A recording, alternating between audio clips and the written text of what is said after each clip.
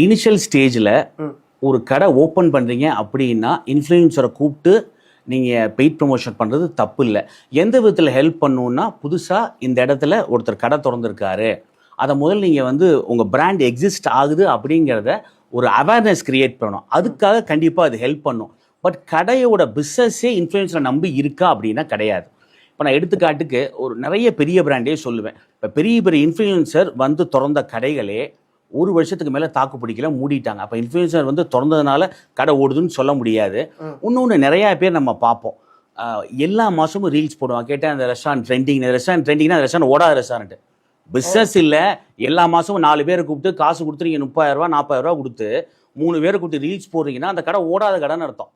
அதை ஓட வைக்கிறதுக்காக தான் ரீல்ஸ் போடுறாங்க. இன்ஃப்ளூயன்சர் இன்ட்ரோலே சொல்லுவாங்க, எவ்வளவு ட்ரெண்டிங்கான ரெஸ்டாரண்ட் நான் வரணும்னு நினைச்சேன் அப்படின்னு. அதுக்கு கூறதுக்கு காரணம் 30,000 40,000 வாங்குறதுனால அது பண்ணித்தான் ஆகணும். யாராக இருந்தாலும் வயிற்றுக்கு பண்ணுறது தான் இல்லையா? அந்த மாதிரி வகையில் வேணால் இன்ஃப்ளூயன்சரை பயன்படுத்திக்கலாம். இன்ஃப்ளூயன்சர்னால பிஸ்னஸ் டெவலப் ஆகுதான்னு கேட்டால் கிடையாது. ஒரு விஷயம் இன்னொன்று சொல்ல ஆசைப்பட்றேன். கடை மூட போகிறோம், பயம் வந்துருச்சு அப்படின்னா இன்ஃப்ளூயன்சரை கூப்பிட்டு காசை வேஸ்ட் பண்ணாதீங்க. உண்மையாகவே க்ளோஸ் பண்ணிட்டு போகிறது பெட்டர். இது நிறைய பேர் அந்த தப்பு பண்ணுறாங்க.